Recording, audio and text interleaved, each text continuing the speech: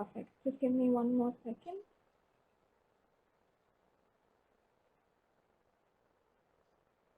All right. Okay, then hello and everyone. Hello everyone and welcome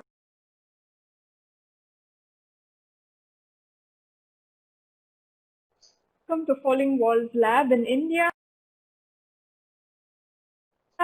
which takes place online this year. Welcome to all the participants and all the jury and the audience members as well. Thank you for joining us today. And we will see some of the most innovative and breakthrough ideas in the country being presented.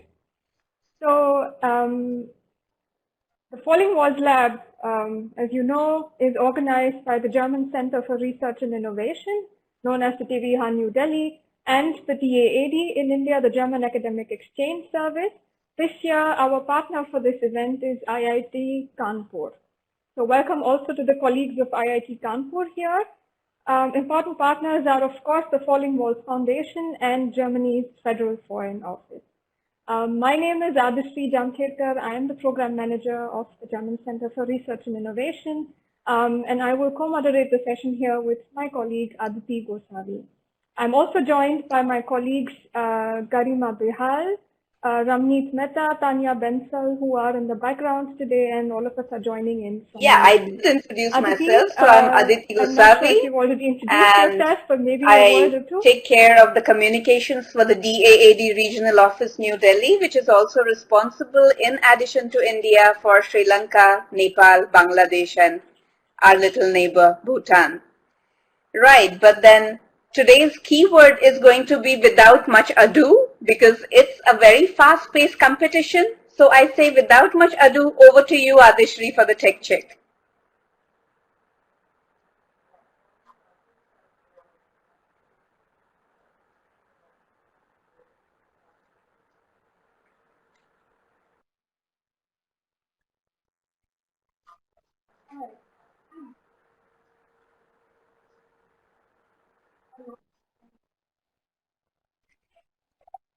Right, indeed, technology can be a challenge in this new technologically driven world, but then one knows how to conquer those challenges as well.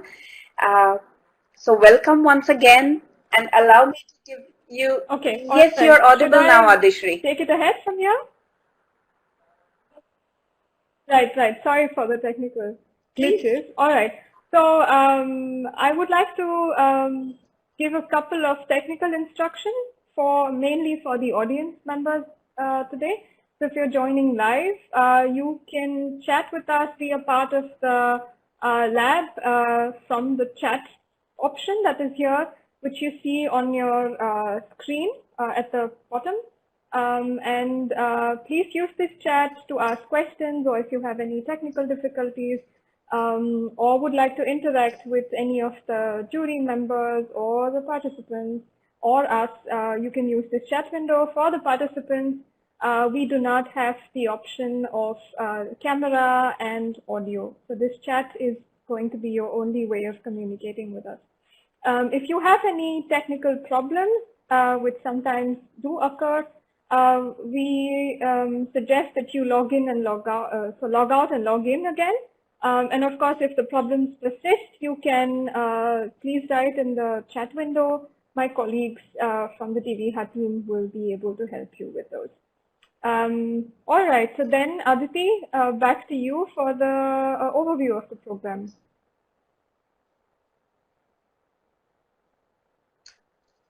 Right, so you already know what you're here for. It is the Falling Walls Lab India 2020. 2020 lab happens to be the 5th lab that the DAAD has been organizing, of course, together with the DWIH and the partner organization. In the past, we have partnered with the IISER Pune, IIT Madras, Jadavpur University, the Manipal Academy of Higher Education, and this time we are lucky to have the IIT Kanpur as our academic partner. What we bring to you today, the discerning audience today, are select researchers and entrepreneurs who have been evaluated by established scientists and academicians. They will pitch their ideas. They will be evaluated by an eminent jury, and prizes will be announced. All this will take place in a matter of 3 hours, starting 2 o'clock. There are interesting prizes, which basically consist of mentoring by German organizations and universities. So today, the contestants compete for 5 titles. The Falling Walls Lab winner, the Falling Walls Lab position 2, Falling Walls Lab position 3, the DAAD Entrepreneurship Prize winner, and yes, of course, there is the Audience Choice Award, for which we are absolutely reliant on you. So pay attention very closely and help us vote. At the right time, we will tell you how the voting will function. This is, however, not all. You will also get to hear about the experience of the winners of the Falling Walls Lab and the DAAD Entrepreneurship Prize 2019. They both are with us today and they will share our experience. There will also be the chance for Q&A, and we will also have a look at the German startup landscape and the opportunities that that landscape presents for entrepreneurs. With this bit of introduction, I would like to invite Dr. Kailash, the Director of the DAAD Regional Office, New Delhi, and also the Director of the DWIH New Delhi, the German Center for Research and Innovation in New Delhi, to welcome you all. Of course, I invite her, when I say I invite her on the stage, I of course refer to the online stage, and therefore I will make myself disappear for a moment, or at least pause, so that we make space for Dr. Yeah, welcome everybody. I hope I'm audible.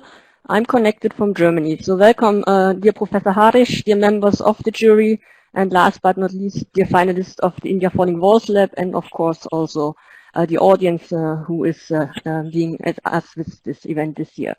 I would like to wish you a warm welcome to the Falling Walls Lab India 2020. Well, when we started to plan for the Falling Walls Lab, we were confident that we should meet at the IIT Kanpur, who is our partner this year. The world has changed over the last 6 months, and everybody were and is facing challenges. Nevertheless, I'm glad that we are meeting today for the first digital Falling Walls Lab India. The Falling Walls Lab India is one of more than 50 labs worldwide, which are reaching from the US, Mexico, Indonesia, Myanmar, Oman, and a lot of other countries. All the winners of the National Falling Walls Lab will meet at the 8th of November and present their ideas in the Falling Walls Lab final in Berlin. Normally, the winners would have traveled to Germany, and this year, of course, the lab will take online at the 8th of November in Berlin. This year's Falling Walls Lab India is organized, as already mentioned, by the German Center for Research and Innovation, known as DWIH Delhi, the German Academic Exchange Service, better known as DAAD, and the IIT Kanpur. The German Academic Exchange Service is the world's largest funding organization for higher education exchange. We are offering scholarships and fostering Indo-German higher education cooperation, and we have a special interest in young researchers and talents. So amongst others, we fund every year up to 25 Indian young researchers who pursue a PhD at a German university. The German Center for Research and Innovation is a strong umbrella institution and a network of 18 prestigious research organizations, universities, funding bodies, and research-based companies. We have members like the TU Munich, RWTH Aachen, but also the German Research Foundation and the Fraunhofer Society. The DWIH is funded by the Federal Foreign Office of Germany and managed by the DAAD, and we are promoting the German research landscape and enhance the research cooperation between India and Germany, and we have a strong focus on entrepreneurship. That's why we are facilitating the Falling Walls Lab. The new digital format is exciting and is offering us new opportunities. So for the first time, our audience is connected to us from all over India. So thanks for joining today in this event and for supporting the finalists. Furthermore, we are having a jury which unites experts from all over India and Germany. The jury panel, which we will introduce in a minute, are joining senior researchers, representatives of agencies promoting entrepreneurship, startups, but also representatives of government bodies and founders. So thanks to the jury members also. The members of the jury are as diverse as our finalists are. We received this year the overwhelming number of 305 applications. So my congratulations goes to all the finalists of today who made it to the final stage of the competition. I would like to thank at this point especially the DAAD and the DWIH team as well as the DAAD research ambassadors who evaluated with diligence each application and selected the finalists. So that was, as you can imagine, a huge amount of work. Innovative ideas and breakthrough ideas, that is what Falling Walls is standing for. 2.5 minutes for presenting a breakthrough idea. What a challenge. The this year's Falling Walls finalists will have take on a journey covering high-speed communication, rooftop energy systems, and crop waste. Conventional patient care with AI, accessible diagnostics, and polyrecurrence will be touched as well as ideas presented which break the wall of sexual assault and human scavengers. Before starting the exciting presentations, I would like to thank my team in the DAAD and the DWIH as well as the IIT Kanpur, represented today by Professor Harish, for all their efforts and work which made today's event possible. I wish all the contestants luck and hope that you all enjoy the next few hours. And now back to my colleagues Aditi and Adishri.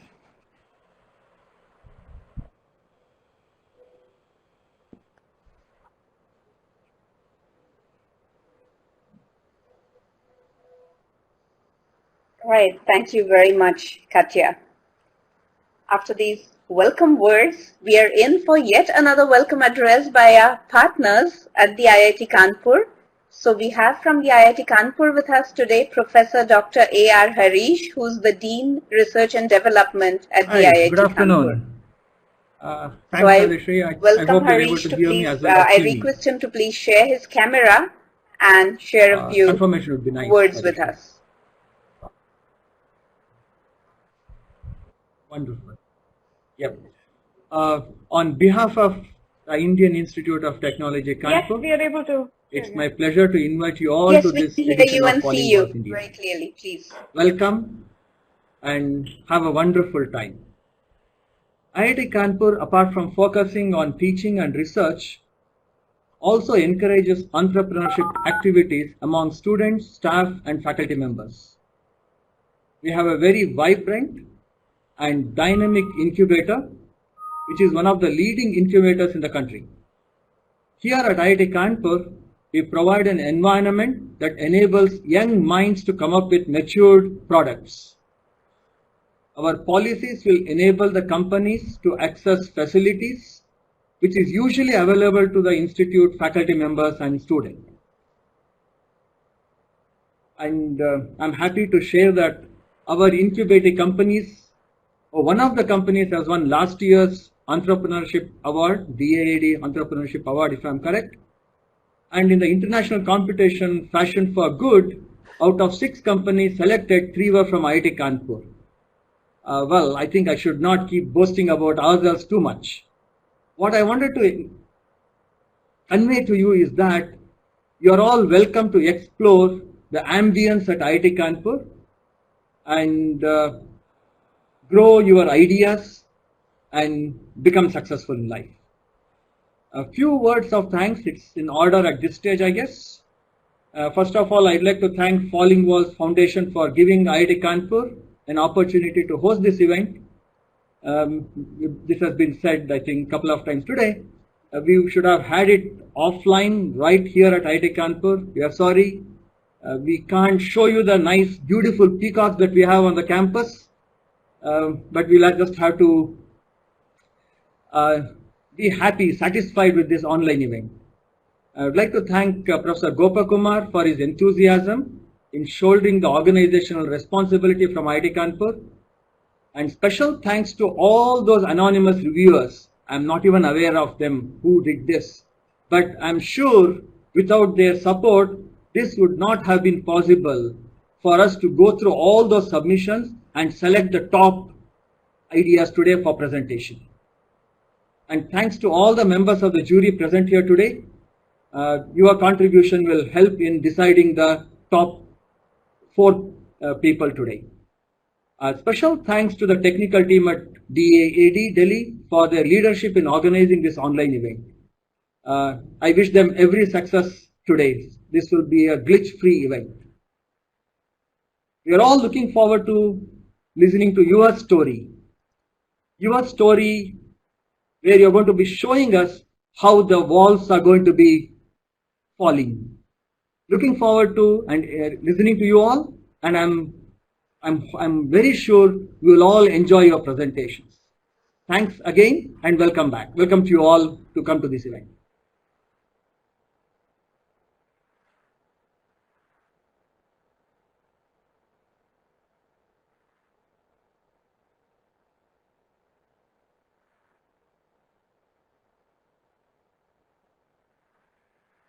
Thank you very much, Professor Harish, for your kind words.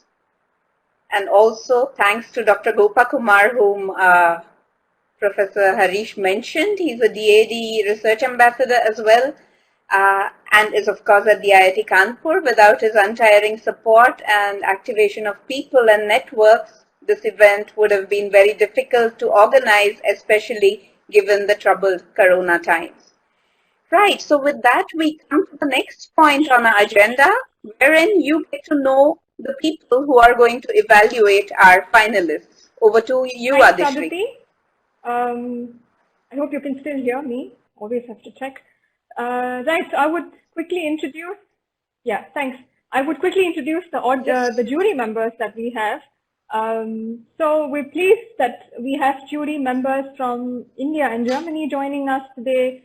I right now request all the jury members to turn on their video cameras and join me here. Is that possible for you? That would be nice if we have all the jury members here. Yes. Do we have everyone? Yeah, slowly everyone is coming on. Philip von Ritter, are you here? Okay. I suppose one or two of them would still join in a bit. Right, so I start with introducing the jury now, and I will do a short introduction. If you want to know more about their work or the organizations or links to contact them, please take a look at our Falling Walls Lab India page, where there's more information available on them. I start with the chairperson of the jury, Dr. Katya Lush. You heard from her already. She's the director of the DWIH New Delhi and the DAAD in India as well, and is responsible for its strategic management. She has experience in Eastern Europe and also at the headquarters of the DAAD in International Research Marketing Division. Her professional focus and interests lie in the field of international entrepreneurship and also international university and research cooperation. Thanks, Katya, for being here. Next, we also heard Professor Harish. I will quickly introduce him again. Professor Harish is the Dean of Research and Development at IIT Kanpur. His current research interests include antenna analysis, microwave measurements, microwave circuits, radio frequency identification, and computational electromagnetics. He has experience with working in UK and US previously. Thank you so much for being here, Professor Harish. I move forward to Philip von Ritter. Philip, are you here? I can't see you, but perhaps you are in the background here. So Philip von Ritter is our next jury member, and he heads the science section at the German embassy here in New Delhi. He coordinates higher education and research cooperation between India and Germany, and promotes bilateral programs and initiatives in this field. Next up, we have Himanshu Malik from Invest India, where he co-heads the innovation section, and as a part of the Agni mission of the Office of Principal Scientific Advisor of Government of India, he helps innovative startups find commercialization routes. So if you are interested in entering the market, please contact Invest India, please contact Himanshu Malik. He's a startup enthusiastic himself, so he has also experience in there for over a decade. Thanks for joining us, Himanshu. Thanks for being on board and also being our partner for Falling Walls Lab this and last year and helping us with the promotion. Next, I come to Dr. Tina Ruseva. Tina is the founder and CEO of Mentessa, which is a community platform for professional mentoring and agile collaboration in Munich, Germany. She's a speaker, a coach, and initiator of a lot of events in Europe. And her first book on entrepreneurship called The Big Heart Ventures was published last year. She also has, so with Mentessa, she has another startup in her kitty from her previous work and has also worked at Fraunhofer Ventures. She's joining us today from her holidays in Greece, I assume. So thank you so much for taking your time, Tina. Next, I come to the director of the CSIR Institute, the Central Electrochemical Research Institute in south of India, Dr. N. Kalai Selvi. She has more than 25 years of research experience in the fields of electrochemistry, energy, materials, organic chemistry, nano materials, and so on, and has hundreds of research publications, also many projects and awards and fellowships, and also 6 patents to her credit. We're very happy to have you here, Dr. Kalai Selvi. Thank you so much for being here. All right, next I come to Julian Six. Julian is the project lead of the German-Indian Startup Exchange Program, GIMSEP, which is based in Berlin. He is passionate about startups and entrepreneurship and private sector development in emerging markets and has experience in the field of SME consulting for European companies in India in the last 5 to 6 years. Thanks for being on board, GIMSEP, and also being our cooperation partner for this. Thanks.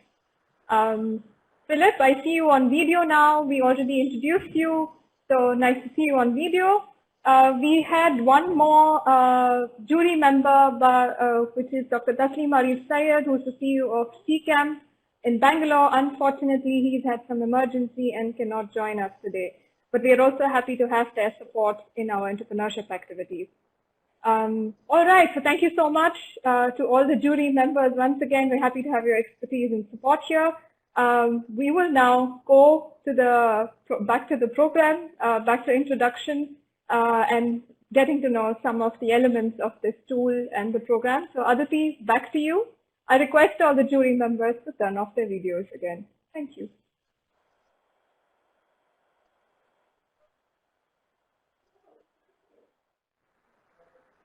Right, thank you. So dear members of the audience, you surely have familiarized yourself with the tool that we are using right now, the Adobe Connect. It is no more or less fancy than all other such tools that one comes across, whether it is Zoom, Google Meet, or WebEx, and so on and so forth. The features are more or less the same. You already know that today you will not really have an active role as far as talking goes. But what I would really like to introduce you to would be one little part of this tool. On the right-hand side of the chat, what you see where it's the title is Program and More Information. That is where the very first document you see and you can download is the detailed program for today. So you will get to see the names of the 15 contestants, the members of the jury, and so on and so forth. It is going to be the names of the contestants that would be the most important for you, because considering that there is going to be an audience award, you will have to know, you might need to make your own notes, you might need to do your own listing of candidates, you might need to rank them in your own way, so that when the time comes, you can vote the one you really wanted to vote for. Besides that, how the audience poll goes, I will explain more in detail when the poll is on the screen, which will be at the end of the 15 presentations. It is simply a poll with the names of the 15 contestants, and you have to tick on one. That's about it. It is no more complex than that. And what I also need to tell you is how the time goes. I've been saying, I think I repeated myself twice or thrice, that time is of essence in this contest. Each contestant has exactly 2.5 minutes to pitch, at the end of which there will be 30 seconds during which they will answer any questions from the members of the jury. And at the end of the 3rd minute, the pitch as well as the Q&A will be over, and we immediately, without a break, without discussions, move to the next contestants. So this is how the entire action will be. So at the end of 2 minutes, you will hear one of us say 30 seconds left. At the end of 2 minutes and 30 seconds, you'll hear us say, time for questions. So these are the two cues. I also request all our contestants to remember that these are the cues, which would mean that you have to wrap up your pitch.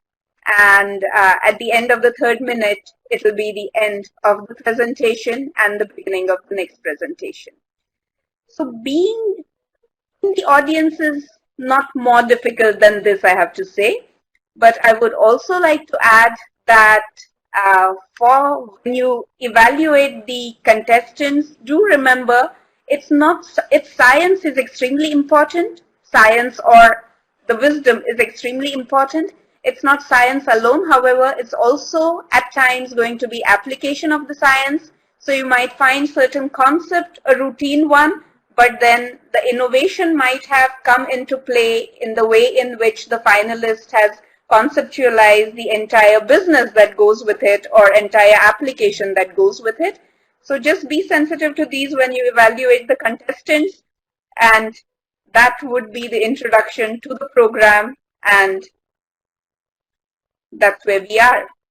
With this, I think we are fully prepared to start with our event. And for the event, I would now like to hand over for the first half the entire action to Adishri. Over to you, Adishri. And presenters, finalists, be prepared. All the best to all of you. Thank you. Aditi, I take it over from here for the first set of... Aditi, you're shaking your head. Do you not hear me? Sure. No, I just realized one thing. One small thing for the audience. When you right now with this camera screens, you cannot really see that. But then when we enter the next module, wherein the contestants will be presenting, you will see, and I will bring that in front of you. You will see that there is a possibility wherein you can go in the full screen mode. In order to enable you to give a shot to this, because this will be important, there is going to be a lot of content. So it might help you to give it a shot already. So this is how a PPT will appear on your screen. Right at the top of your screen, where you can see the label FWL 2020 banner and so on and so forth, you'll see the draw button, then you'll see the stop sharing button. You cannot do anything to these buttons, but then you see these 4 arrows pointing in 4 directions. If you click on that, the presentation will go full screen. And we highly recommend that you watch all the contestants in the full screen mode so that all the information that they have put together or put up on the PowerPoints becomes visible to you. That was why I was shaking my head. Adishri, over to you. All right, so before, so now that the introductions are done for everyone, the jury and the tool, we go over to the first 8 set of presentations that we have. We will go as follows. I will call out the names of the candidates. Oops, I think the presentation started. No, I think we stopped it. Yeah. All right. Thanks. So I will call out the name of the finalist and the name of the title of their presentation. With that, I would request the finalists to join via video. Your presentation is on the side. That will start automatically, and you will be able to, of course, control it. At 2 o'clock, at 2 minutes, I will say 30 seconds left, so that you know that you have 30 seconds more to talk. And at 2 minutes 30 seconds, I will say that it's time for questions of the jury. So with that cue, if the jury has any questions, I would request them to ask their questions via audio and not video, so that we don't spend time on that. So just raise your hands in the tool, and I will pick up your name to ask the question. All right. So I think with that, we can begin. And then I call upon the first candidate here we have Dr. Abhishek Tiwari, who is going to present Yes. breaking the walls of damage under creep fatigue conditions. Okay, so hello. Configuration force concept. My presentation is still loading. Now, Abhishek, are you Okay, here? hello, Guten Tag. This is Abhishek, process. and I'm going to break the wall of damage under creep fatigue condition using configurational force concept. The problem I'm addressing occurs at very extreme high temperature of 1600 degrees Celsius, where the metallic material starts deforming like wax, which is called creep, and a pressure increase and decrease causes a cyclic loading condition, which is called fatigue. Under this combined loading condition, a crack can initiate in the turbine blade and can propagate during the operation, causing a very high cost of inspection, replacement of the component, and also sometimes the risk of the safety. So,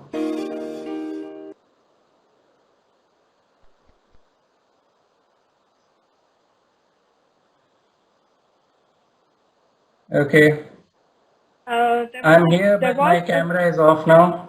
Now it's on. Sorry for the technical change Yes. in the layout. Abhishek, are you still And here? I hear some music. Yeah, you can take. I'm hearing some music.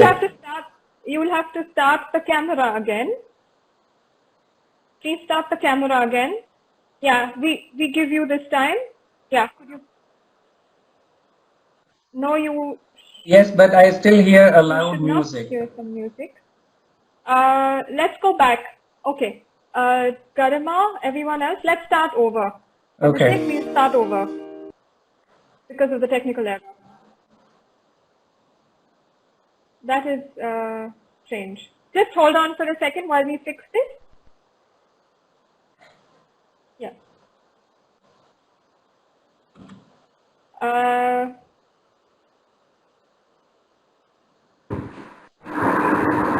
I think no one should hear the music right now. Abhishek, is that okay now? Yes, but I still hear the Garima, music. could you give me instructions once we... I don't know why that is happening. Could you I'm not just give me a second? You Okay. still hear music, Abhishek? I request you to hide the MP3 module. Yeah, I'll do that. Just try. I'll do that.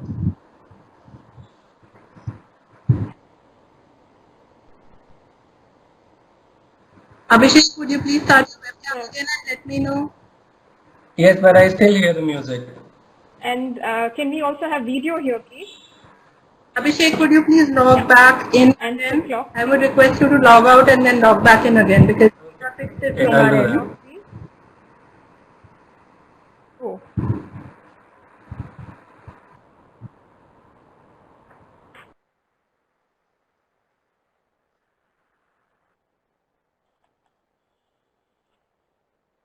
Okay, give us a minute, everybody. We are just trying to fix the layouts here. Since this is timed at 3 minutes, we have to just adjust the layouts a little bit and get in our clock. Thank you for your patience.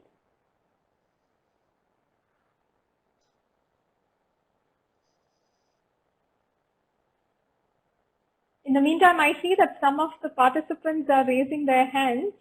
That unfortunately does not work for taking questions. So if you do have questions or technical trouble, please write it in the chat so that we can answer it there.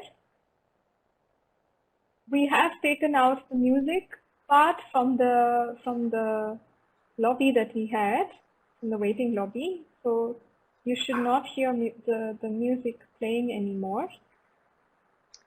Thank you, Priyanshu, for confirming that the music has stopped.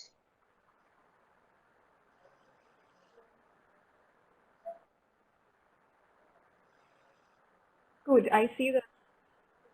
Thanks.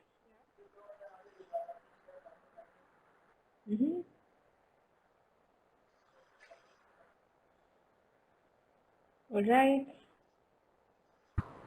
I'm just setting this up time, but it's not working for me. Can anyone else try doing that? Could you please Not able to control the... Yeah, I'll try controlling that. The suggestion would only be that with the clock in place, one does not have access to the program.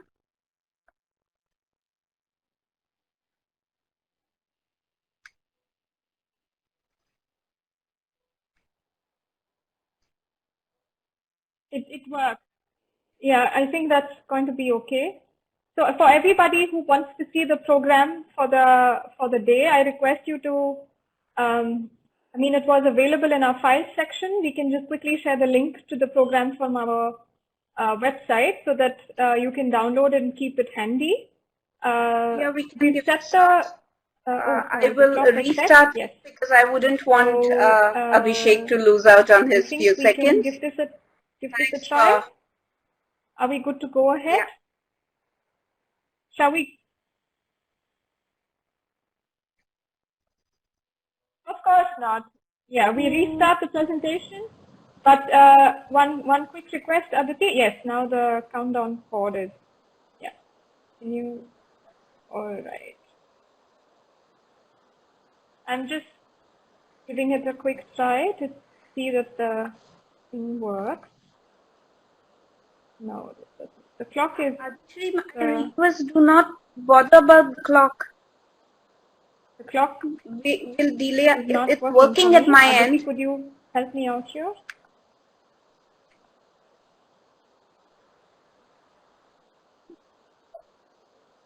There is some technical gap, Adishri. I think we better manually manage the time. Yeah.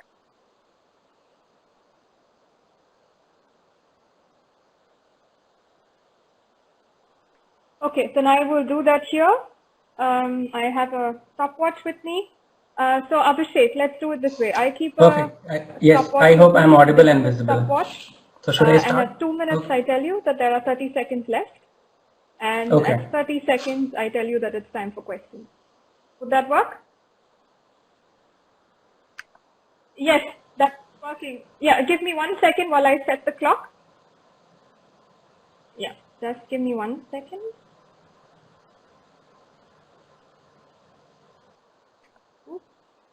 Yes. Okay. So, hi, Guten Tag. This is Abhishek, and I'm going to break the wall of damage under creep fatigue condition using configurational force concept. Abhishek? The problem I'm addressing occurs at extremely high temperature, 1600 degrees Celsius, in the gas turbine, which can cause the metallic material to deform like wax, and a very high pressure and change in this pressure condition can cause a cyclic loading, which is called fatigue. Under the combined creep fatigue condition, a crack can originate in the turbine blade and can propagate in the turbine blade, causing a very high risk of safety and a very high cost of inspection and replacement of the component. The solution I'm presenting is the concept of configurational forces. This configurational force appears on an atom, for instance, inside the material, because it is surrounded by neighboring atoms, and comparatively it feels free at the free surface because there are nothing surrounding it. So there appears a force on this atom which compels this atom to go towards the free surface, and this force is configurational force. Using this, I can calculate crack driving force, and by placing a drastically different material property, for instance, a soft material in a hard matrix, I can change the crack driving force, as you can see here, that the crack driving force increases as it reaches the interface, and this is happening because of configurational forces, not because of the real presence of interface. And then it drops down to 0, meaning that crack will not propagate any further. Using this, we increase the fracture toughness of polypropylene 7 times, and I hope this can also be applied in creep fatigue condition in the gas turbines. This can also be applied to bones, and I therefore would like to investigate more on this subject. Therefore, I invite university collaboration and research funding in this. Thank you very much. I would be happy to answer if there are any questions.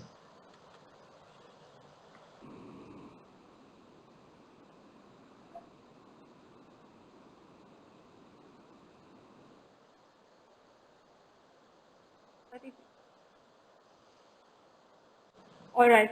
You've taken 2 minutes 10 seconds. So does anyone have questions? Jury, if you have questions, please put on your microphones and raise your hands. Good afternoon. Good afternoon. Does any of the jury have questions? This practically. Please raise your hands so that I So can in the sewage pipe, we placed a softer polymer inside that, and that's what I mean here. And we have published this work also. So placing a soft material inside a hard polymer, we increase the fracture resistance by 7 times of the original material.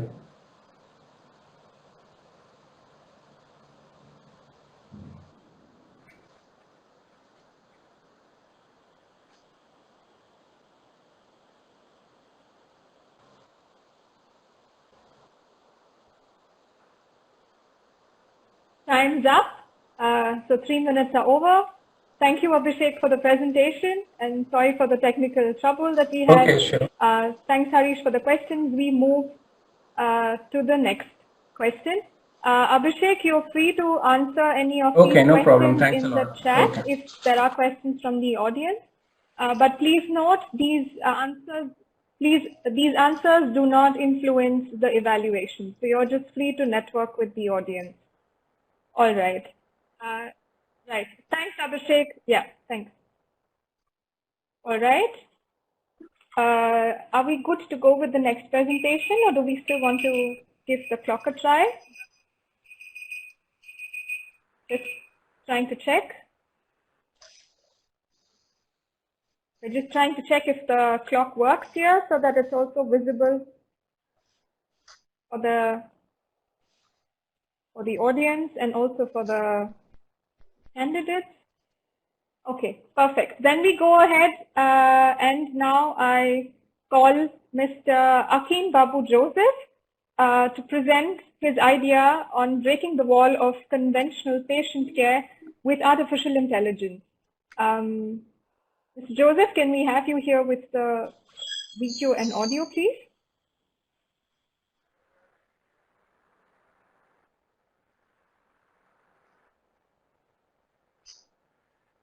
Akin Babu Joseph, are you here? Am I audible? Could you join us, please? Great. Yeah, I see a video loading. All right. Could you just check have you ever been sick? Have you ever been so sick that you had to be hospitalized? Good. Then, if not, you certainly know someone who had to be. Unless their condition was so severe that they had to be admitted to intensive care unit, hospitalization for most patients do not involve continuously monitoring their vital signs. Patient monitoring is carried out either by loved ones being on standby or by medical staff going on periodic checkups. This system is also heavily reliant on patients being able to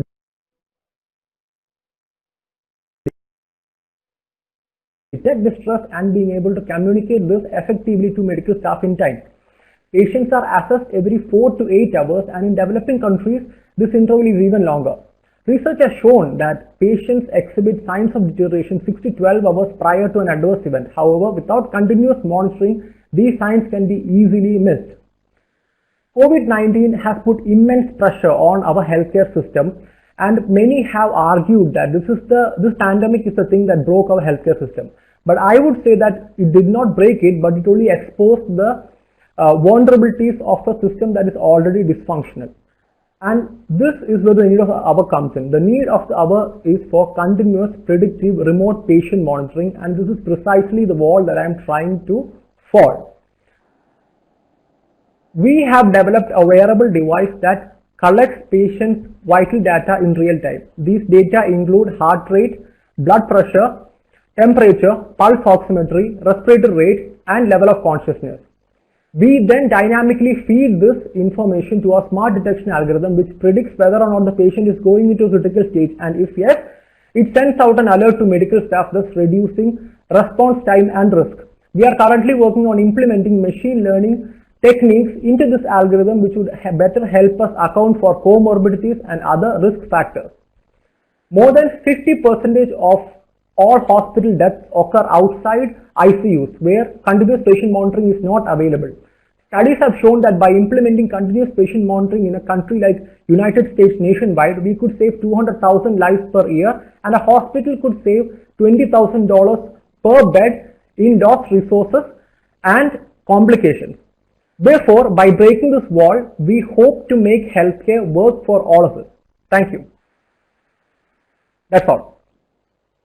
30 seconds left for you. Excuse me, I'm done, okay? I've completed my presentation.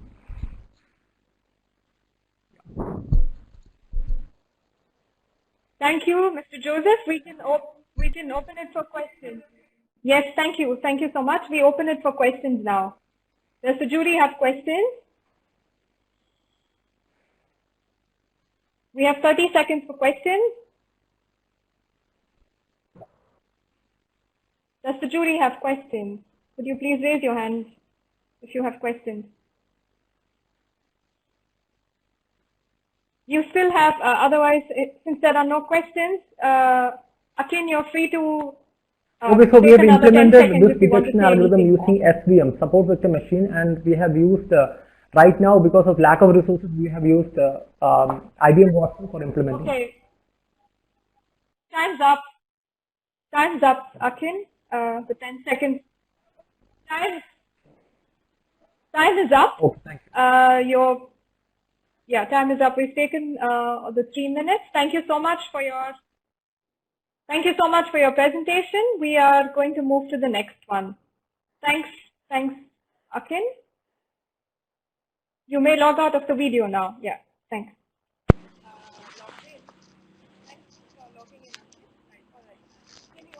Yeah, sure.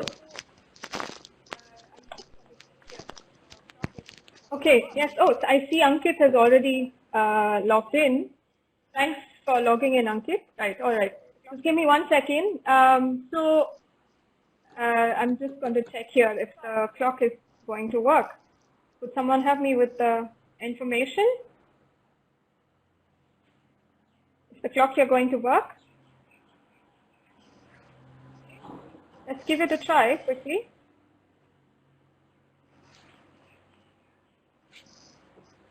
Okay, all right. Okay, it seems to work.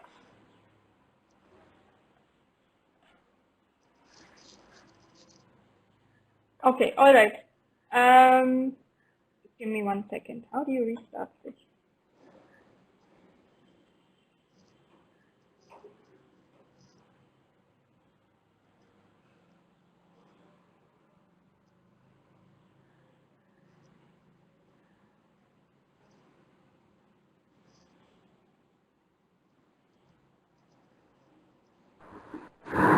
Adisha, I would suggest I start. I'm able to manage that, so.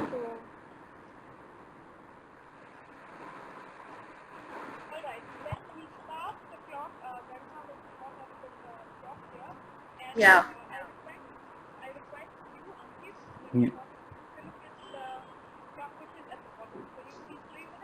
All right, so then we start the clock. Yeah, 256 I am with seeing. the clock here, and I request you, Ankit, I mean the participants, to look at the clock which is at the bottom. So you see 3 minutes, and then you see 2:58, right, below. 2:56. So that is actually the time that will be, that's the running time. All right. So give me 1 second.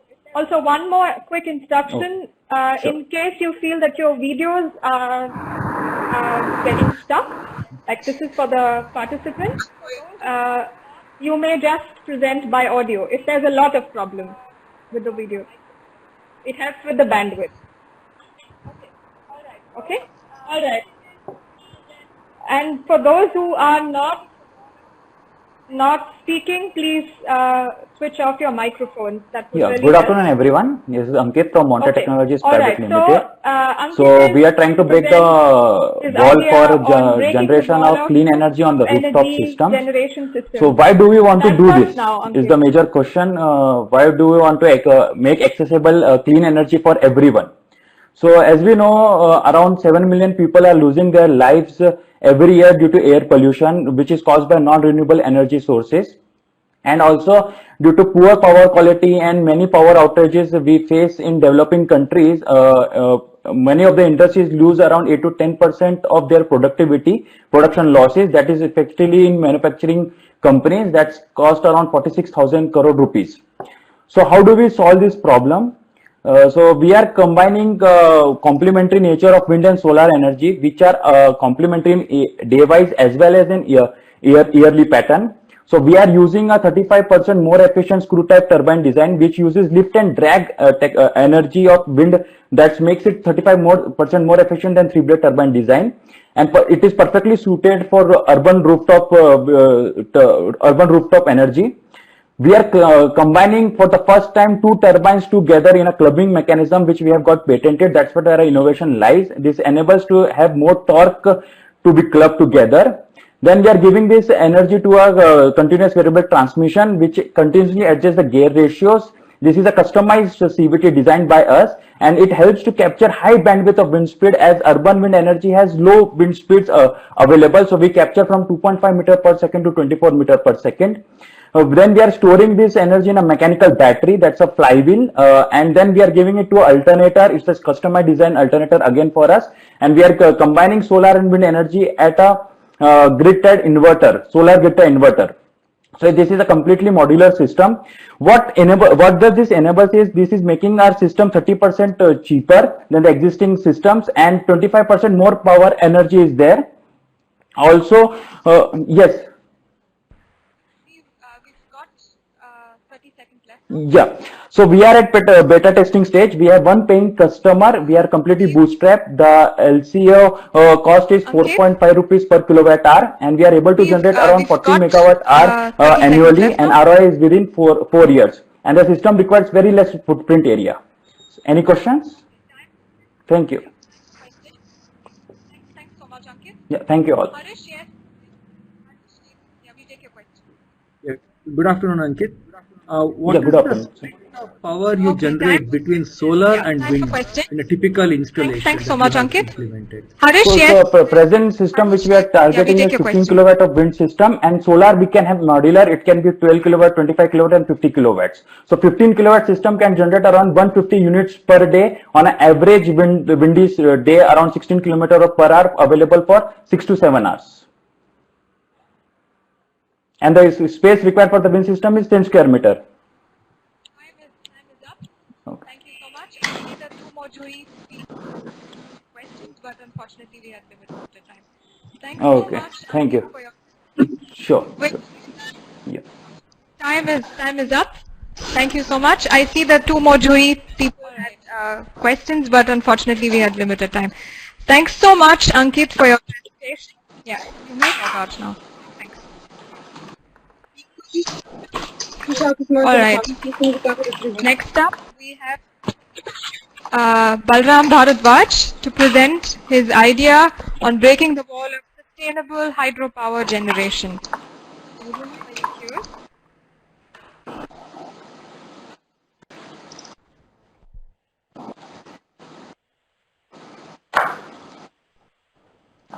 Balram, could you join in? You're audible. All right. Your time can start now.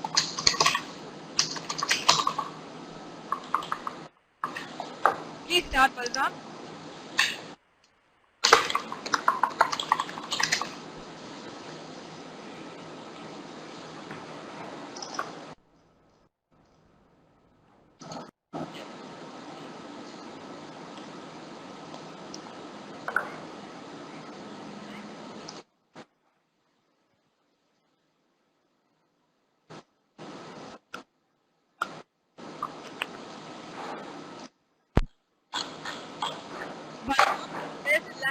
Balram, there's a lag in your video. I request you to just participate by audio, audio. I'm sorry, so that we can help with the bandwidth.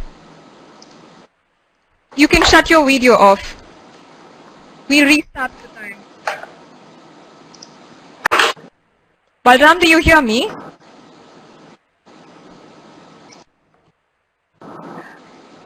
Balram, do you hear me? If you can hear us, don't bother with your camera. You have the PowerPoint and your audio. That would be good enough given the bandwidth issues. You can start, Balram.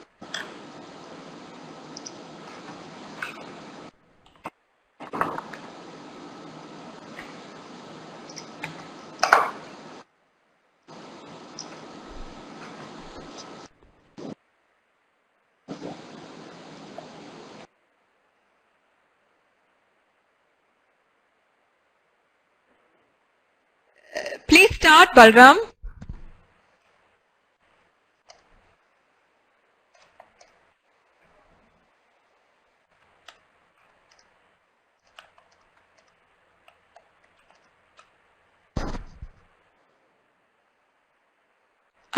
Seems I've lost his voice. Balram, do you hear me? Do you hear me, Balram?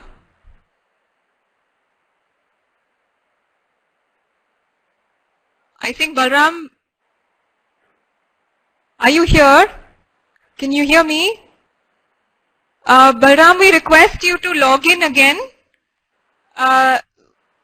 We can change the order of the presentations. I request you to log in. We take the next contestant and then come back to you.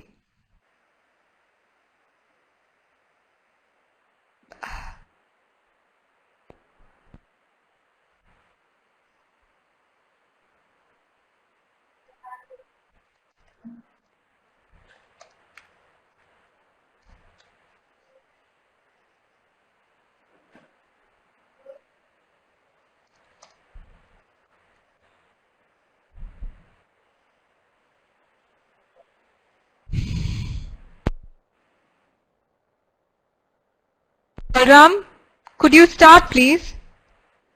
Could you start? Oh no, I think Balram has left and he's trying to log in again. We move to the next presentation in the meantime, and I request Ms. Kavya Ganeshan to be here. Kavya is going to present her idea on breaking the wall of RFID signboards detection systems. Kavya, could you please join in? Yes, I see that you, yeah, I see the video loading. Are you able to hear me, Kavya?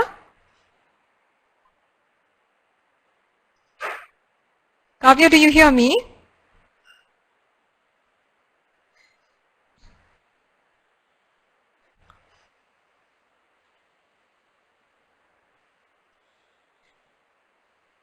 Kavya? Is that, we cannot hear you, Kavya. Could you please check your microphone? Your microphone is muted now, yeah? Now it's unmuted.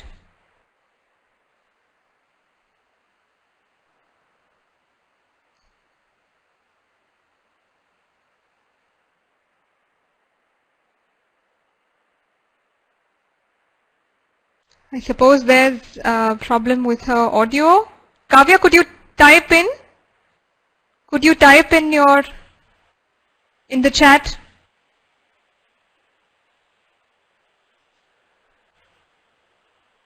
Kavya? I'm not sure. You're not audible, Kavya. We cannot hear you. Can you hear me?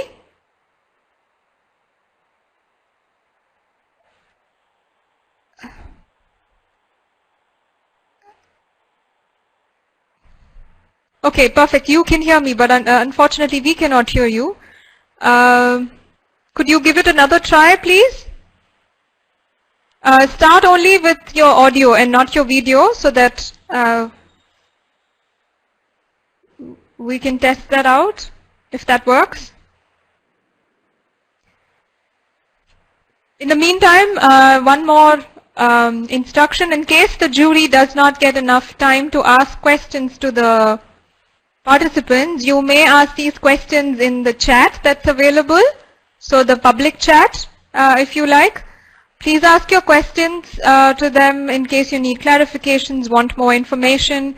But this does not count towards the evaluation. The evaluation is only strictly for these 3 minutes. So Yeah, I'm ready. Yeah, I'm ready. Yeah, I'm ready. Balram is back in the room, so shall we go over to his presentation and go back to Kavya again?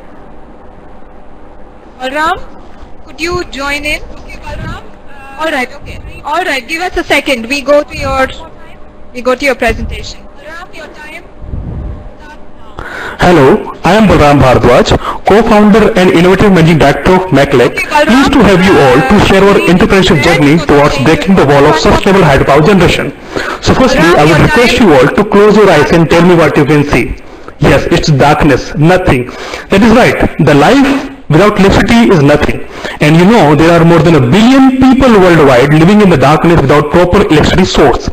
MacLec is exploring the unexplored potential of sustainable hydropower generation from running streams to fulfill the electricity needs of over 1 billion people who are farmers, villagers, tribals worldwide who are located near running water bodies but still struggling to fulfill their electricity demand. Our next endeavor is, I think this PPT is not working. Yeah, now it's working. So MacLec is exploring the unexplored potential of sustainable power generation to fulfill the need of over 1 billion people worldwide who are farmers, villagers and tribals who are located near the running streams but not having proper electricity supply. Our next endeavor is to supplement the potential source of existing renewable energy like solar and wind and to convert them from infirm power supply source to round-the-clock supply source by merging the hydrokinetic technologies. Our final goal is to transform environment-threatening conventional hydropower plants, which are threat to the environment, local livelihood, into environment-sustainable distributed hydropower generation system. So, to break the wall of sustainable power generation, MacLec, with its years of dedicated research, emerged as a pioneer of hydrokinetic in India and introduced surface hydrokinetic turbine, you can see, which is a most cost-effective, completely floating, modular, scalable, indigenous, configurable and capable to harness round-the-clock hydropower source without any civil structure like dam, reservoir or anything from any running stream like canals, rivers, rivulets, tidal streams as well as wastewater drains. We have just 0.5 meter per second velocity requirement and just 0.4 meter depth. The modular technology can be used to megawatt scale technologies, small scale for grid connected as well as micro and pico kilowatt scale as well. We are revenue surplus and installing 100 kilowatt with the help of IIT Roorkee, and we have more than 5 megawatt worth of orders in hand. We are helping out Indian farmers and villagers. Yeah. Ready for questions? Questions. All right. Yes. Jury? Yes. Philip, I see you. Please ask your question. Costs. It's time for questions. For individuals. It's time for questions. Balram, it's time for questions. All right. Yes. Please pardon, sir. Yes. Philip, I see you. Please ask your questions. I'm sorry. The time is over. Okay. Time's over. 3 minutes are up. Philip, your voice was breaking. We could not hear. You didn't hear it. Okay. Thank you so much. I'm sorry. The time is over. Thank you so much. Thank you everybody for listening. Time's over. 3 minutes are up. Yeah. Sorry, Philip. Your voice was breaking. We could not hear you. All right. Okay. Thank you so much, Balram, for your presentation. You may log out now. Thanks. Not audible? Yeah. Don't log out. I meant, yeah, you can switch off your audio. Thanks. Right. All right. Good. Then is Kavya here? Shall we start the next one? Yes, Kavya, you're audible. Give us. Yeah. Yeah, yes, you're audible, Kavya. Everyone, and here I am going to break the wall of IIT design board erection systems. And what is the problem statement is that nowadays we face many of the accidents which has been increasing day by day. To limit all those things in the ratio, here I have been introduced some of the small idea of detecting the signboards, which the driver is unaware about that. So what is the problem statement? Whenever when a driver goes in contact with the signboard, he is so lethargic or he is not being much aware of that board. We need the driver to follow the signboard rules which has to be followed mandatorily. So in order to break all that, I've been implemented here that RFID tags. Why? Because I have chosen the RFID is that it is a very cheaper thing which is easy to install behind the innovations of sensors or any other things which being used in nowadays. RFID is a very simple thing which has been installed in a car and where the reader or a tag which comes in contact with the radio frequency base and they have been easily activated. Here I have been using the active tags which can detect up to 150 meters, and here I would program with the Arduino board which the unique words contains the programming thing and it can be detected easily. The driver gets notified about the boards and he gets alerted. And this is the solution where I have been introduced, and you can see my block diagram there which is being simply described that the tags come in contact with the reader and they get processed in my Arduino board, or not only the Arduino board, any processor can be used and with a power supply, and that will be used in the notification board where the electronic control unit where I have been used here is whenever the driver comes in contact with some of the main signboards like 40 km per hour or 80 km per hour, the driver mandatory need to stop his car or he has to reduce his speed of the vehicle. So I have been implementing here the speed control technique, which is the hysteresis control technique, which automatically reduces the speed of the car and the driver gets alerted and avoid the accidents. This is the solution I have been provided. And I forward if there are any questions to be asked.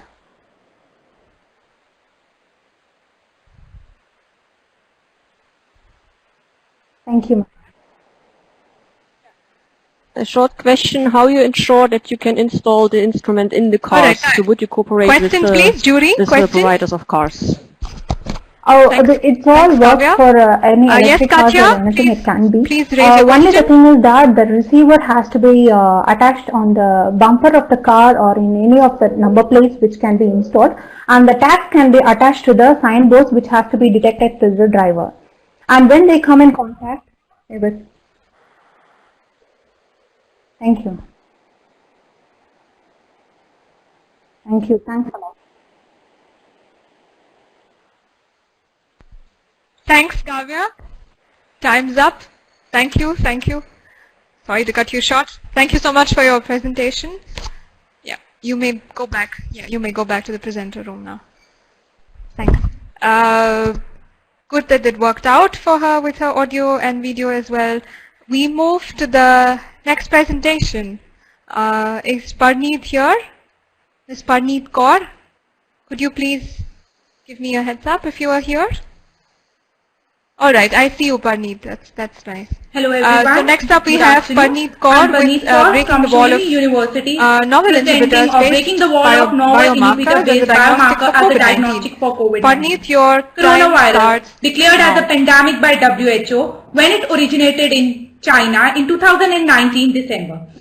We all know that all over the India, the population is dying due to coronavirus. We all are under lockdown from last 6 months due to this virus. I can't move my presentation, ma'am.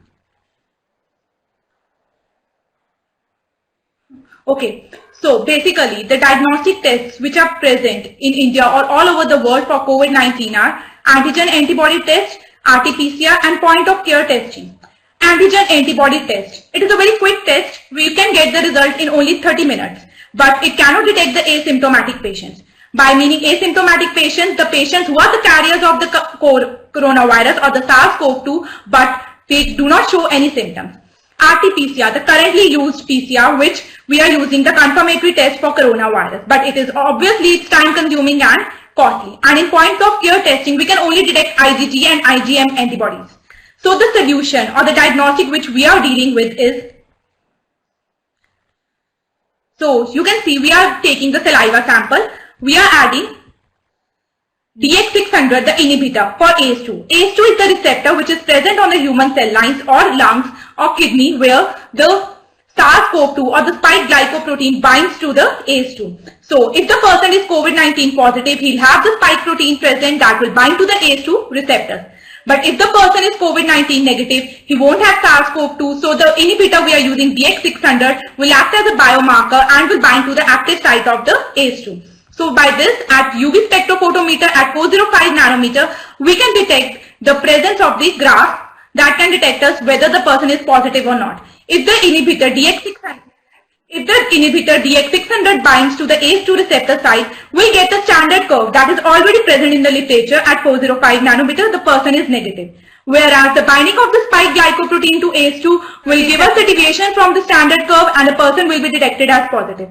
That's all from my side. If there are any questions, please let me know.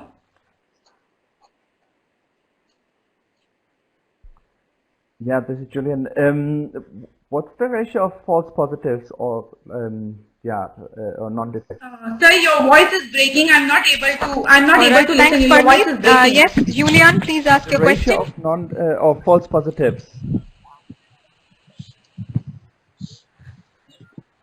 Ratio of false positive. So we are currently working on this technique. So I'm actually doing the inhibitor or for the optimum concentration for the inhibitor and the enzyme. We are still currently working on that. So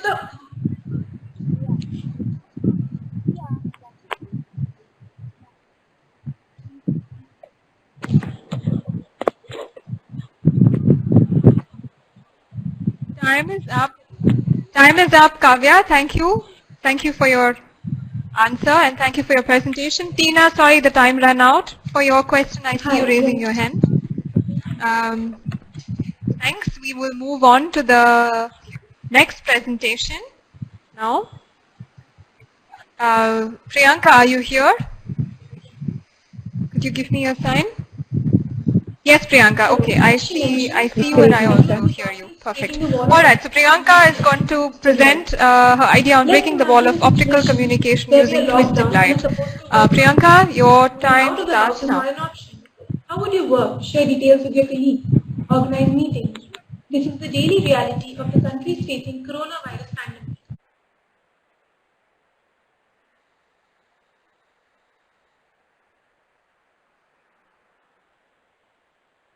Hello again. I'm going to talk about breaking the wall of communication. All right. So as we have the clock reset, please. Let's imagine a crisis where we are locked down and supposed to work from home. All right, your time starts now, Priyanka. So how would we work? Share details with our colleagues, organize meetings. This is the daily reality of the countries facing coronavirus pandemic. And the only ray of hope to keep the economy moving and work going is internet and its usage in the form of emails, WhatsApp, Skype, etc. As per the Cisco VNI forecast, the global data requirement may cross 400 exabytes per month by 2022, which is a huge number. So to increase this ever-increasing data demand, high bandwidth demand and secure communication, focus on increasing capacity in physical layer, which is the optical fiber link, is the key. And I am going to deal with this problem with a little twist. Researchers in the past have already tried to increase high bandwidth by simultaneously transmitting multiple data channels, information in multiple data channels, by utilizing various properties of light, such as frequency, polarization, amplitude and quadrature. However, much has been uncovered about the space domain of fiber. What beams should be used to utilize the space domain of the fiber so that we can increase the data rates by many folds? Remember the twist? Yes, it's the twisted light beam. But what are twisted light beams? These are the beams that have helical wavefront and the energy flow in helical path. The electrons associated to these beams have orbital angular momentum of LH by 2 pi, where L is the twist number. And this twist number can change from minus infinity to plus infinity, which makes it a promising technique to meet the ever-increasing higher data rates demand. But what about security? How do we deal with that? Say our Prime Minister Narendra Modi wants to send some information to Defense Ministry and there's eavesdropper in between who wants to steal the information. So twisted light beams has an answer to that as well. Because when you encode information in any one of these modes, the eavesdropper will never know which mode has the exact information. 30 seconds left. And to be able to steal information from higher modes, it's impossible. So the current optical systems have this security threat, but this particular solution which we provide is the most secure solution and can give higher data rates. Okay, and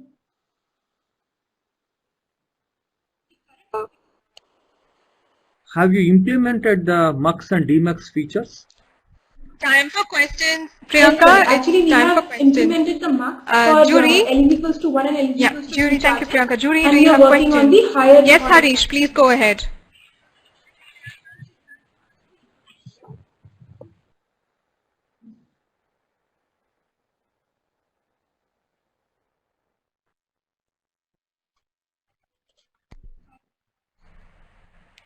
Thank you, Priyanka. The time is up. Thank you, Harish, for your question. Thanks a lot. You may go back to the room now. Priyanka? All right, then that brings me to the last presentation in this slot. Thank you. And I see that the next presenter is already here with video.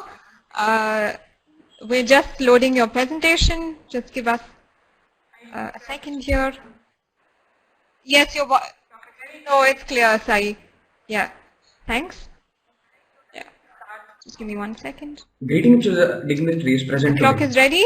Oil and gas is the lifeblood of the industrialized nations and are still the dominant source of energy. The clock is ready. The most efficient way of transportation of oil and gases is through steel transmission pipelines, which are laid through the most harsh climatic conditions such as saline environments, underground water tables, ocean beds, etc. In India itself, 36,000 kilometers of transmission pipeline exists, out of which 25% of the line is 20 years old. They suffer variety of damages such as internal corrosion, wall pitting, leaking defects, etc. The challenges faced by the conventional repair methodology are long repair time, which requires a shutdown time of nearly 2 weeks for complete shutdown of the plant, which requires complete shutdown of the plant. Repairing sometimes becomes inaccessible, which also requires dry conditions. It is very labor intensive job also. Sometimes the leakage becomes hazardous to the nation, thus causing pollution. Coming to the market survey which we have did, by 2026 globally the total repair cost would be worth 21 billion USD, and in India itself it would cost up to 2000 crores.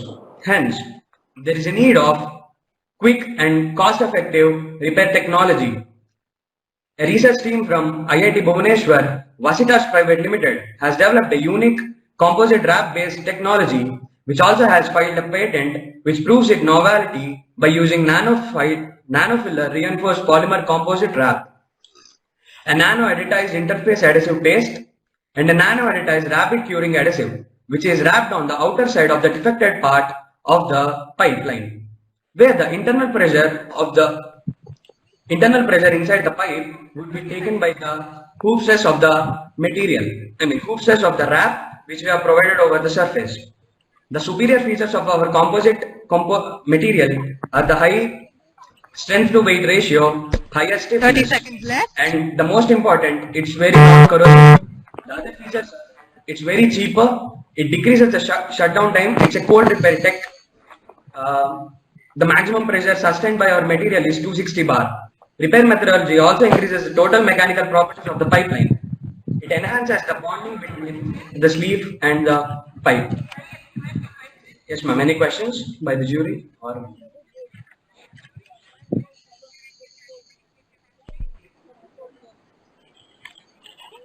time for questions. Sai, it's time for questions. Yes. Yeah. Jury, questions? So what does the Could you raise your hands, please? Of your process require on the site? Does anyone have questions? Tina, Tina, I see you raising hand. Do you have a question? Yes. Uh-oh. Time is up, Tina. I'm sorry. Yeah, I'm so sorry. Yeah. Sorry, Sai, the time is up, so we could not wait for you to answer that question. But you can interact with the jury in the chat section. Unfortunately, that may not be counted towards your evaluation, but you can answer their questions. All right. Thank you so much for your presentation, Sai.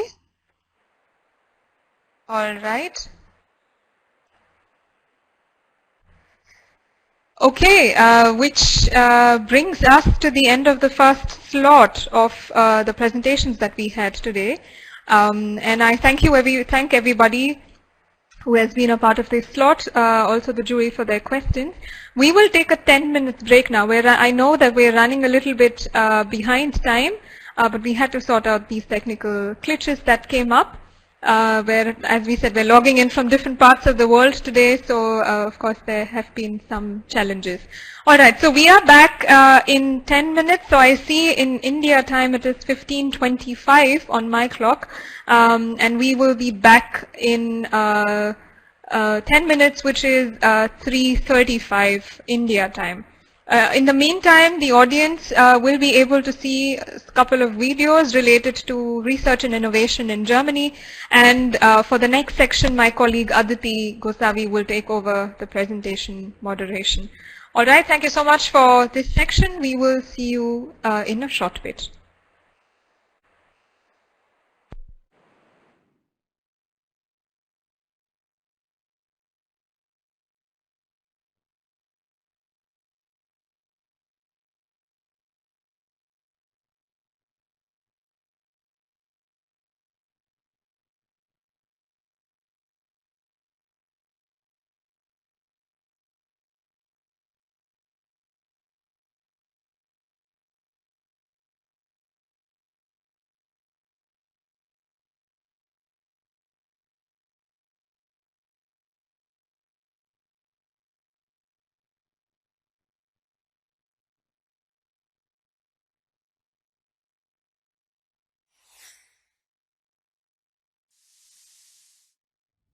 Doing your PhD is never easy.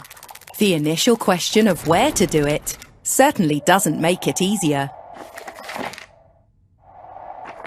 Even though you seem to have an idea already. Why not start with a checklist of the most important criteria? Do you want a head start into your scientific career? A PhD in Germany is more than just another step in your academic training. It is your first step into a professional research career. German PhDs have an excellent reputation and are internationally recognized. You want to do great research, but for that you need the right setting. Be it a university in a big city, a smaller but highly specialized place of higher education, or a research institution. In Germany, you will definitely find something that fits your profile. Germany invests in research and education, which also means that it invests in you. PhD programs here are tuition-free for everyone. Europe is worth more than a trip, and Germany is right in the middle of it. A stable and secure democracy with a high standard of living. And a beautiful language that is very simple to learn. You just need to study some vocabulary, a little bit of grammar. Okay, for real now. You can do your PhD in English. No problem. So, while conducting your test series or working on your PhD thesis remains a challenging task,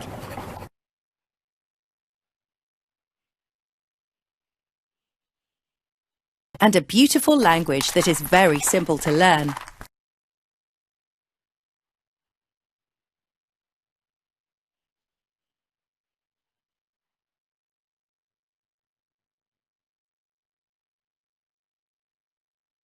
Grammar? Okay, for real now. You can do your PhD in English. No problem.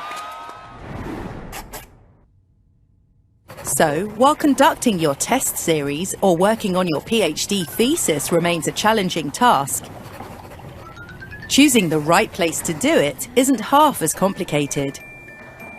So what are you waiting for? Take the next step and find out more about research in Germany.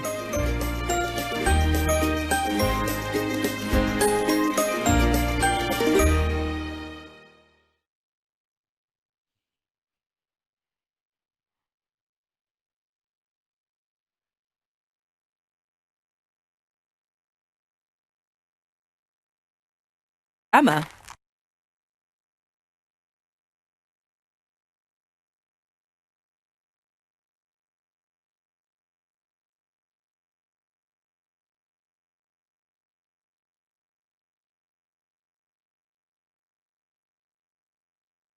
Grammar. Okay, for real now. You can do your PhD in English. No problem.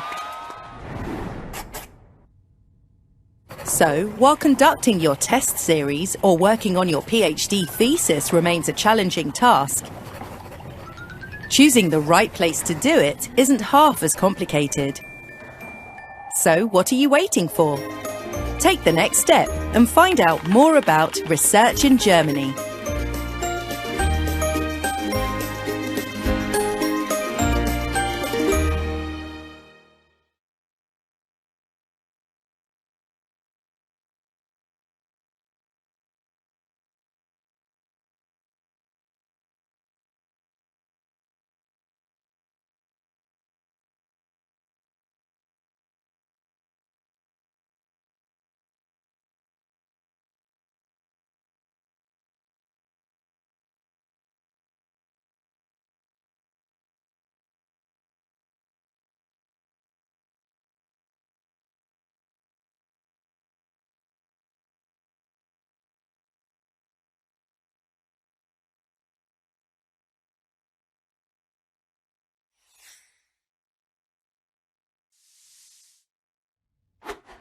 You made the right decision. Germany is a fantastic place to do your PhD. But what kind of PhD should it be? Because here in Germany we have two different systems. No need to be confused, it is actually quite simple. The approach might differ, but the goal remains the same. The individual PhD is most common in Germany. It is the traditional route, so to speak. Here you are free to choose your research topic, and you individually chart your way through the research. A professor of your choice will supervise you, but still you will work independently most of the time. If you have a high degree of personal initiative and responsibility, this might be the right path for you. The other option is a structured PhD program. It is similar to PhD programs in English-speaking countries. Here, your research proposal has to fit an existing PhD program. Yay! Typically, you take part in a curriculum with mandatory attendance, are surrounded by a team of fellow researchers and supported by academic staff. If you are taking your first steps into independent research, this path is probably the right one for you. But no matter which path you choose, you arrive at the same destination, your German PhD. Come and choose your own path.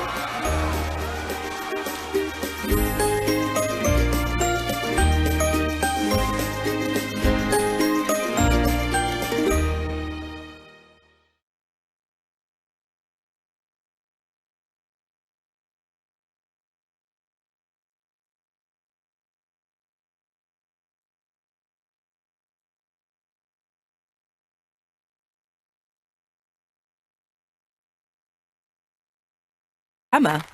Okay, for real now. You can do your PhD in English. No problem.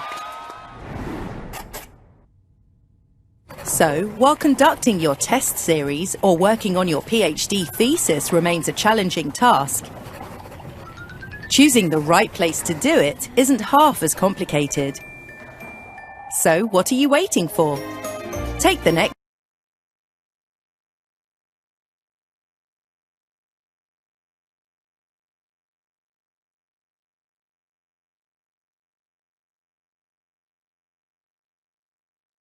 more about research in Germany.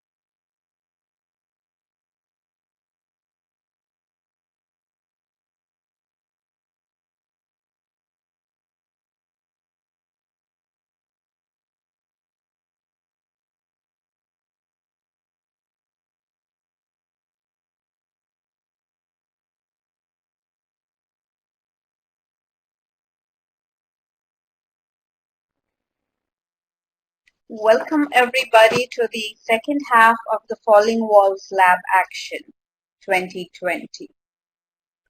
So thanks for coming back in the same kinds of numbers. It's nice to see the hall full even after the first half and the first break. Wonderful and encouraging, appreciated. So without much ado, as I had said, let us start with the very first presentation. And let me just check if our contestant is already in the room. He was before we broke for the break, but he is there. So I welcome Mr. Satyam Mohla, who is going to break the wall of kidney disorders and preeclampsia. Satyam? Hello, can you? Hi Satyam, yes, I can hear you. Your audio is clear. I request you to switch your camera on as well so that everybody in the audience can see you. Yeah, can you see me? Right, thanks Satyam. Perfectly visible, audible. And I request my colleagues to start the clock that everybody seems to have got used to so that you can start. Okay. So, hi everyone, I'm Satyam Mohla and I'm here to break the walls of kidney disorders with you. Who estimates that kidney disorders affect 10% of people worldwide? This disease can be easily diagnosed, but this is a cost and accessibility problem. Whereas the colorimetric strips are inexpensive and qualitative, urine analyses are accurate but expensive. What if we could have the low cost of colorimetric device plus the accuracy of quantitative urine analysis? We will break this wall together now with CREALB. CREALB determines creatine albumin numbers in urine, and these numbers help us in determining the patient's medical condition. It is low cost, non-invasive, with use and throw strips and requires no training for use. Best part, each test costs just 20 rupees. Think about it, just 20 rupees. That's 23 cents. We spent over 2 years on design and development, which not just focused on science, but also usability, ergonomics, and economics of the product, with lots of prototyping, as you can see on the top left corner. Prototyping around chemistry, exploring best permutation combinations around the paper we use, the polymers, the buffer, the dye, etc. The result is portable and battery efficient pocket version usable by doctors visiting distant areas, and a table version with facility of entering patient details and printing results tabs for ease of device adaptability for doctor in day-to-day operations in your local hospital. We have already completed our pilot trials at KEM Hospital, Mumbai for the pocket version and published our results in IEEE Nanomed with amazing results. We're able to accurately measure the creatine albumin concentration in real human urine samples with only 5% outside Clark error grids. We are now progressing towards commercializing this and just got the NRDC Budding Innovator Award with entrepreneurship support. We hope that within a year's time we will be able to bring this product to the market. Thank you. Thank you, Satyam. Questions, jury?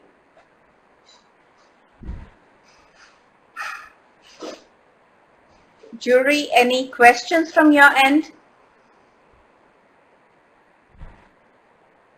You can say a bit more, Satyam, if there are no questions, please.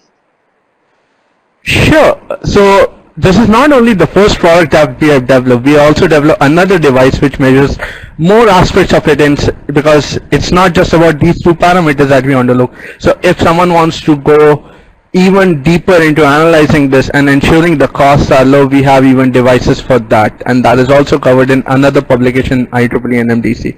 So we have left no stone unturned to combating this problem. Thank you very much. Thank you. Right, so with that, we move to our next contestant. As the names tell you, we are in the second half of everything. So now we have the S's. First was Satyam, now it is Siddharth. Siddharth Mandala. Siddharth, can we have you have your camera on and say something so that we know we can hear you? And Ramneet, could you please be so nice as to start his PowerPoint?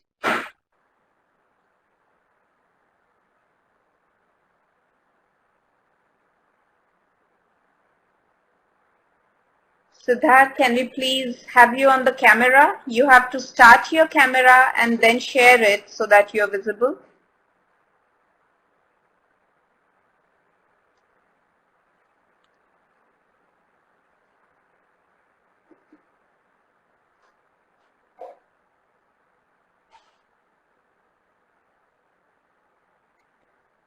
Okay, I get to know from the team that Siddharth is not there for some reason. So then we go to the next candidate, Suraj Mohan.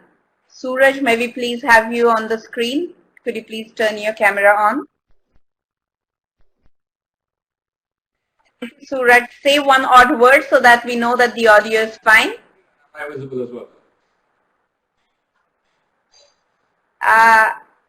Try a bit louder. I could not hear you. Yeah, am I audible now? Yes, now it's perfect and we can start, sir. Please, all the best. Thank you. Good afternoon and welcome to the world of diagnostics with affordable wearables. In India, timely medical attention still remains unavailable to a vast section of the society. Key attributes being lack of infrastructure at rural areas, untrained professionals leading to inefficient diagnosis, lack of data remotely during emergency, time and cost of diagnosis. While India has an advanced medical system and is a popular destination for medical tourism, the country still has one of the lowest bed-to-patient ratios. Additionally, a mere 1.2% of the GDP is spent on healthcare, and we have a dearth of about 600,000 doctors and 3 million nurses in the country. With poor infrastructure in rural areas and high out-of-pocket expenses, the country faces 1 million deaths every year, including a high maternal death rate. There is a need for an economical and effective device without the need for a trained professional or multiple equipment for diagnosis. My invention, the wearable diagnostics tool, uses non-invasive sensors which allows any individual to measure health vitals of a subject with the ability to transfer the data to a medical professional who then determines the appropriate course of action. The patent-pending modular design is broken into 4 main units.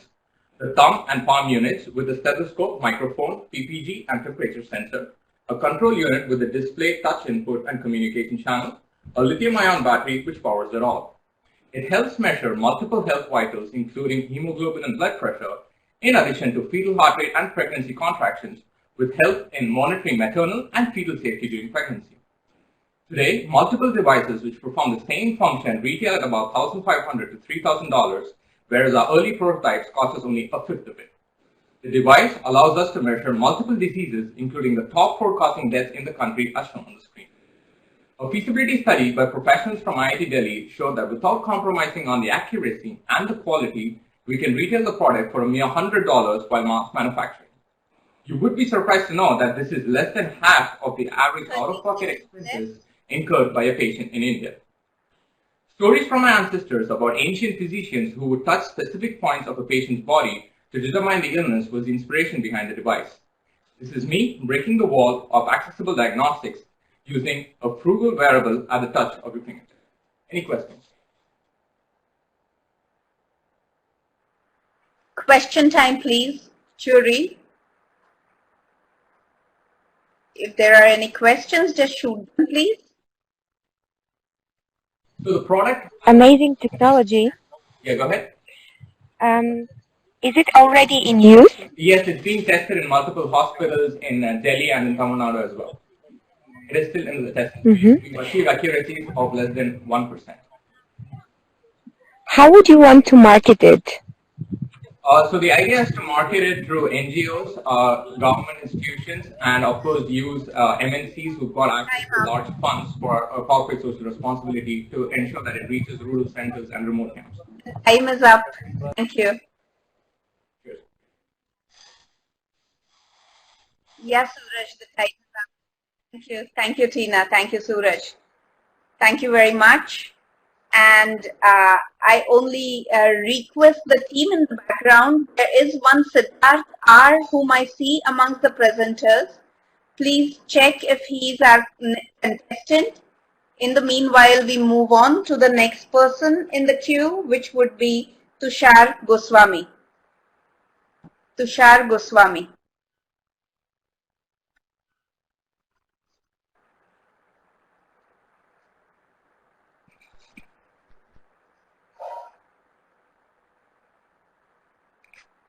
Hi, am I audible and visible? Yeah. Both, Tushar, perfect. All the best. Your time starts now. Thank you. Esteemed members of the jury, good afternoon. I'm Tushar from IIT Kanpur, and my presentation will focus on breaking the wall of polio recurrence in India. Polio is was among the first few diseases to be targeted by a global eradication program. However, most of the literature in this field focuses on eradicating polio from a region, and there is minimal work done that focuses on the risk of re-emergence of polio after it has been eradicated. There are several case studies where the polio disease re-emerged after eradication. For example, in Africa, an outbreak was observed in 20 previously polio-free countries, which resulted in more than 1,400 cases of polio, and subsequently a cost of $500 million to offset this outbreak.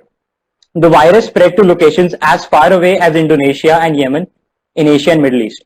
Similarly, in Syria and Iraq, we observed that cases of polio re-emerged after 18 years and 14 years of eradication. If you study the present global scenario, Pakistan and Afghanistan are the two countries which have the highest cases of polio in the world, and both of these countries are neighbors of India. Now, India was declared a polio-free country in 2014, but the proximity to these regions poses an imminent threat of the recurrence of polio virus for India.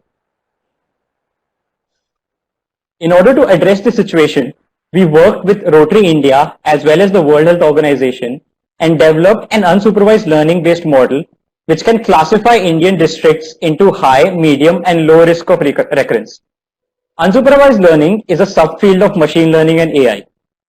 We first considered the different factors which contribute towards the re-emergence of polio, followed by developing a model that accounts for all these factors and gives the risk of each district.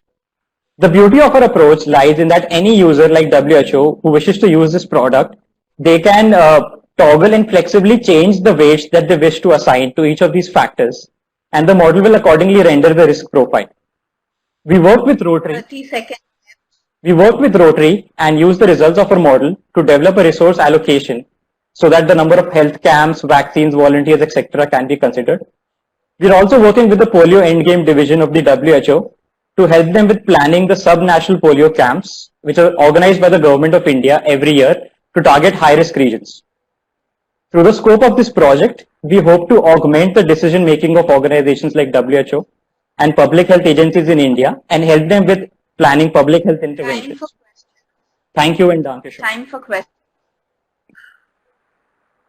Questions, jury? Yes, please, Julian. Yeah, I am audible. Yes. So my question to extent is also other the same. I'm sorry, there's a reverberation, so I can't hear you properly. For other diseases, recurrences? Yeah, sorry, Elian. Work and now the time is up. I request the members of the jury, if you have a question, it would be great if you were to type the question in the presenter chat on the side, so that in case there are any audio issues, we can read it out for the contestants. Tushar, for you as of now, thanks a lot for pitching here. Thanks a lot for your presentation. Thank you, and I'll answer the questions in the chat. Right, please. And then we move to our, you might even want to close your camera, Tushar.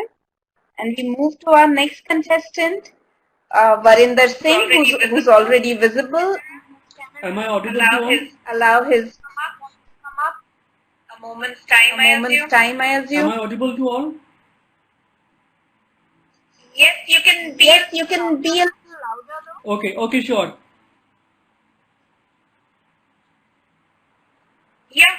Yeah, then time starts now. Okay. What will happen if the local government or the municipal corporation doesn't pick up the waste from your house for a week or for a month? At one point of time, you will feel helpless. Same is the case with the farmers. Nobody is picking up the waste from their fields, and what they are doing is they are burning it.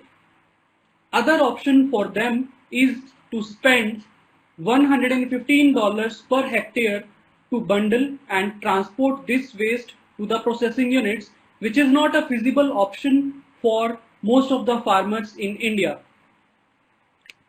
So, what is the solution?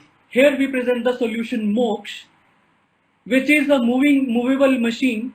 After harvesting the crop, this machine walks in the fields, pick up the crop waste from the front end and dries it using patented and novel microwave drying and diffusion technology, and the crop waste is converted into fine dried powder, and this powder has HHV almost equivalent to wood and is sold in the market at a price of $100 per ton, and this powder is 100% free from silica and moisture.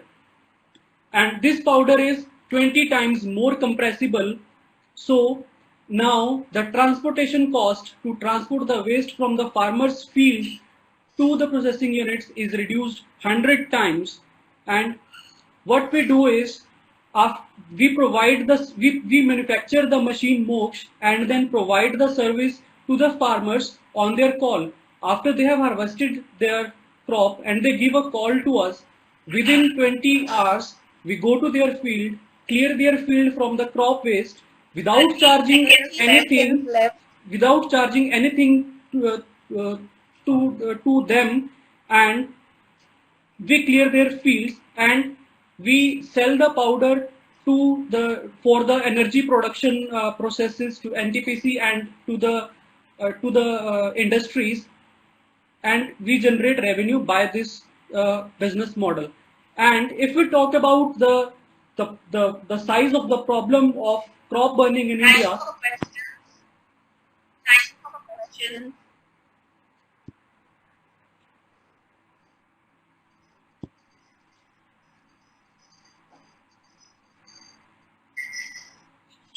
Shall I continue? If there are questions, you can continue.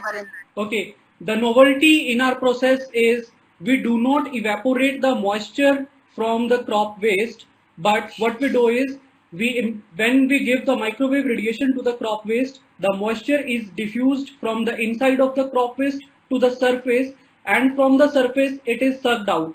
So our process is 100 times faster than the conventional process. Time up. Thank you so much. Thank you. Thank you. And with that, we come to the next contestant, another name that starts with a V. We have Vasant K. Vasant, could you please start your webcam, and can we please have Vasant's presentation on the screen? Am I audible and visible?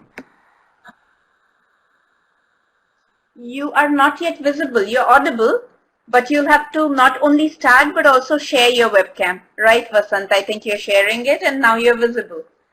Allow your presentation to come up and then one could start. Right. So you start, Vasant, please. Good afternoon, everyone. In the recent times, it is noticed that the easily saleable services comes around food industry, mobile applications, AI, etc. Research shows that the waste management is going to be the new friend in the near future. My topic of concern is about human scavengers in oil spill.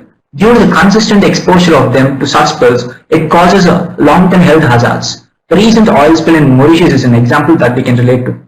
As a solution to this, I have come up with a remotely operated bot which works based on the principle of adsorption. These bots will be deployed on the spills either by aircrafts or tankers, and then after dropping it, they will be remotely operated by the operators and directed to the core part of the spill where the slick size is high, with the help of the image feed from the camera and the GPS. And these two motors provide thrust and differential steering to the bot. And once the target location is reached, the collecting blades starts rotating at the minimal speed. So for each spill, based on the oil type and concentration and viscosity and the slick size of the oil spill, the networking and swelling parameters of the polymer blades will be designed for the collecting mechanism. And this collecting mechanism purely is majorly driven by the solar energy. And in this prototype, I have used a material called thermoplastic polyurethane, which is good in absorbing oil. When the blade starts rotating, as oil being less denser, it floats on the upper surface of the water body, so it gets absorbed by the blade, and when the blade moves inside the bot, it gets wiped and oil is collected inside the common storage platform. And after it's collected, and once the bot gets full, it returns back to the collecting station. And there is also, to maintain the positive, to provide positive buoyancy for the bot, there is air is filled inside the cavity between the outer surface of the bot and the storage tank. And the pressure temperature sensors are on the top, which provides telemetry data transmission. And now coming to the market value, it's approximately estimated to be around $33 billion. So while the crude oil and the heavy fuels spill cleanup cost around 16,000 to 15,000 US dollars per ton. So and this prototype is developed using 3D technology with a cost of $250 US. And I'm targeting to develop a real-time prototype, a real-time bot with a maximum collecting capacity of 20 gallons at an operating time of 8 to 12 hours. Time for questions. Jury, if you have any questions, please let us know. There are none. Vasant, continue. That's it. We are targeting to introduce a bot to the industry with a maximum collecting capacity of 20 gallons at an operating time of 8 to 12 hours per day. Thank you. Thank you, Vasant. With that, the time comes to an end. Thank you very much. You might want to shut down your camera. Yes, and a quick question to the team in the background. Was Siddharth R the missing Siddharth from our list of contestants? No. All right.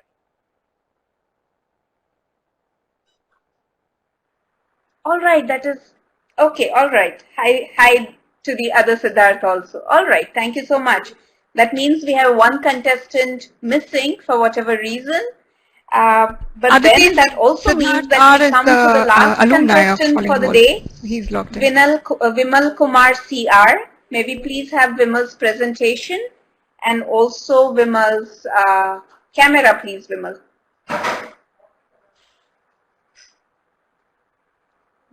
Vimal, you will have, the presentation is there. You have to click on share my webcam as well. You're not yet visible to us.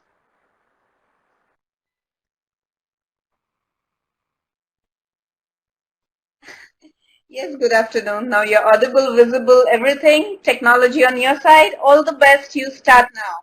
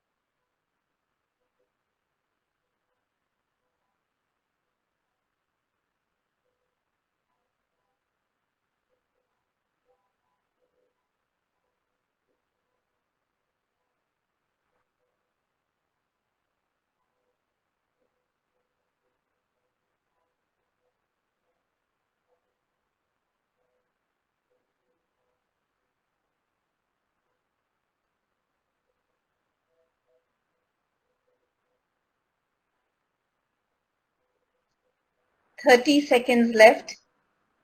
30 seconds left. Continue.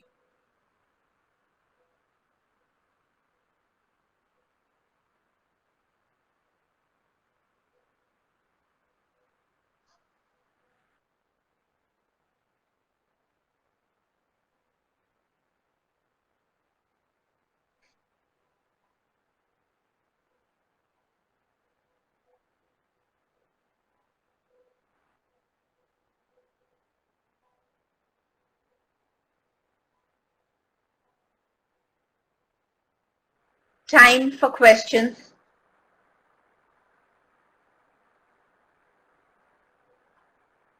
Time for questions.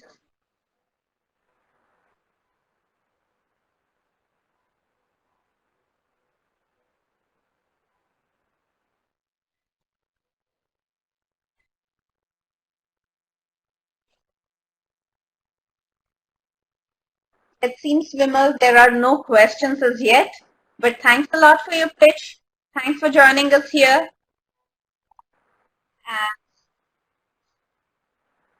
Yes, so you might close your camera.